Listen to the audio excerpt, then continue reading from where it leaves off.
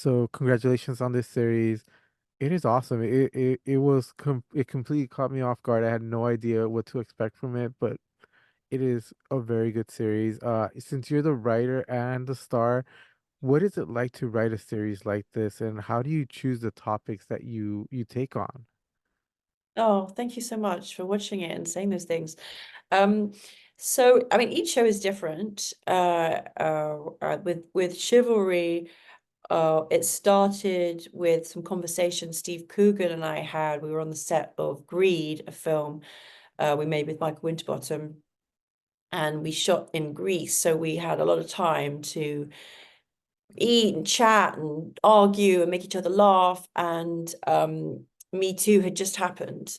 So there was a lot of conversation about what it meant and what the implications were for the industry and between men and women in general, and had it gone too far and had it gone far enough. And obviously, Steve and I had very different experiences in the industry, making our work. And we'd had a lot of healthy debate, and because we made each other laugh as we were sort of arguing, we thought, well, is there a way we can make a show that's entertaining, that addresses all of this, that still makes people laugh along the way? And we couldn't immediately see how to write our way through it, which was kind of exciting to both of us. And that's how it started. So, there's a lot of good laughs in there. It's a very serious topic most of the time, but you do get to laugh a lot. How do you write in those jokes and mix it in and not make too light of the subject matter because it is a very serious topic? Exactly. It was a delicate balance, because obviously Me Too is really about trauma and pain, and being violated. And so many women came out to confess that this is what had happened to them.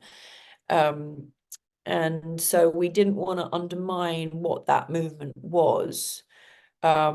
So we had to strike a delicate balance between honoring the truth of that kind of pain, but also the laughter that can come about from people trying to navigate a new set of rules or a new set of codes. And they never felt competing, because I think laughter is a great healing tool, and it shows strength that you can laugh, and you can be amused, as well as being truthful about what's happened to you. So um, yeah, it was very important to us that it was very funny as it could be. As a writer, you included many diverse characters, very different, very unique characters. How did the casting process come about? Because everybody seems to be doing such an amazing job in this series. Thank you. Yeah, our director Marta Cunningham was great in making sure that we had really diverse cast. We have trans actors, black actors, Jewish actors, Iranian, obviously I'm Iranian Jewish.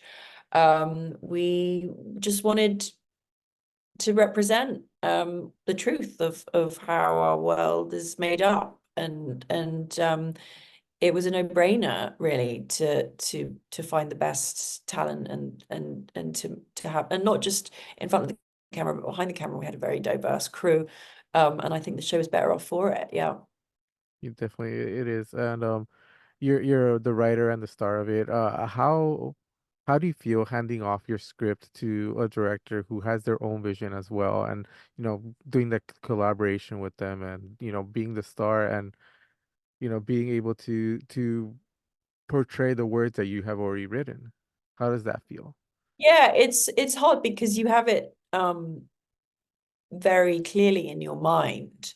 But it's such a collaborative medium. And so you can't just make it on your own, especially when you're acting in it. You do need a guide. But Steve and I would direct each other in a way. We would give each other little pointers. We would often be rehearsing while we were writing. We would knew the rhythm of the dialogue.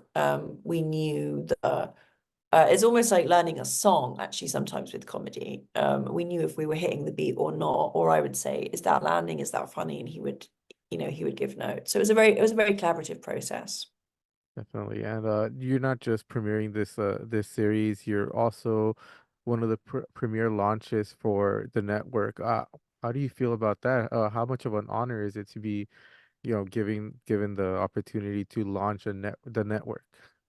It's a huge honor, and it really was the show that Hollywood didn't want you to see.